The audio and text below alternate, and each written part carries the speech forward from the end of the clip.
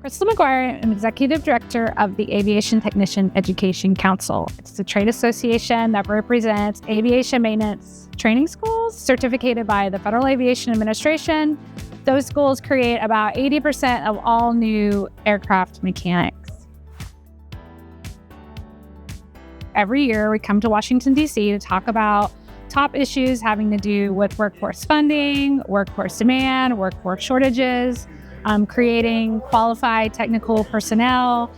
We come in, we brief everybody on the first day. We talked about the hot issues. We talk with FAA officials about what's going on with the regulatory environment. And then we prep everybody for Hill meetings the next day. Tomorrow, we're going to have 80 meetings about how to help train the next generation of aviation mechanics. We're looking at about a 10% shortage over the next decade. So we really focus on policy initiatives that will remove barriers in the pipeline. So from K through 12 through secondary education, through apprenticeship programs, work to learn type programs, getting somebody from A to Z.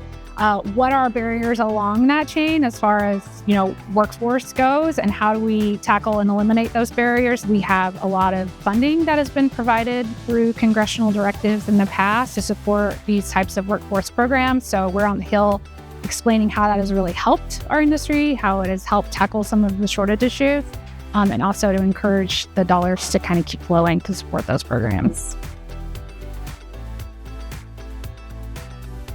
From industry's perspective, a lot of times we hear things like there's training gaps, students coming into employment. How do we get those folks to work quicker and faster? How can we work with the training community to make sure that those individuals learn as much as they can in school so that they're ready to hit the ground running on the industry side? So again, that has a lot to do with our advocacy efforts with the Federal Aviation Administration to make sure that our certification process is where it needs to be, that we're correctly defining the knowledge and skill requirements for a mechanic, and then also just getting industry and education in the same room to talk about where are we seeing shortfalls, how can we improve the training cycle, how can industry be more involved in the classroom to make sure that schools have the right resources to be able to train personnel, in an effective fashion. Also, funding. So for our schools, they need the right equipment, they need the right technical data to be able to train folks to be able to hit the ground running.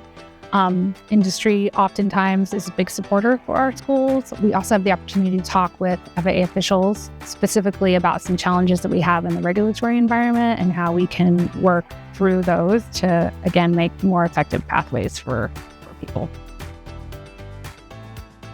One of the challenges that we have is testing capacity, not only knowledge testing, make sure that we've got access to the testing centers, but also that every applicant has access to a designated mechanic examiner. We reported the number of those DMEs actually decreased in the last year, while at the same time our enrollment numbers are increasing, which is good, but it's creating quite the bottleneck. So all those folks still need to be tested. Those DMEs, since there are less of them available in the community, have to test more, but also how do we do other things maybe outside the box to get more testing capacity out there?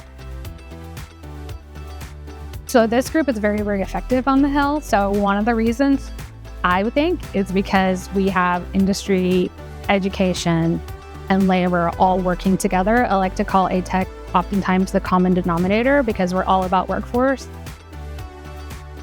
People want to make an impact. I think people are always surprised when they come to the flying that they have such access to members of Congress and staff. And we've had such great successes in the past. We, did a reform of Part 147, which is a regulation that oversees A&P schools. And that was done through our legislative advocacy. Yes, ultimately it was a regulation, but we were able to drive changes to those regulations through our legislative activities, and it was a game changer for this community. And we were able to do those types of initiatives, advocate for those types of initiatives here at the fly-in. So I think in the end, the big takeaway for a lot of people is they come in and they just didn't know, right? This is easy. It's not scary. The congressional office buildings are open and accessible to the public. It's just a matter of putting them in a position to be successful and to be able to communicate, the types of things that will make a difference.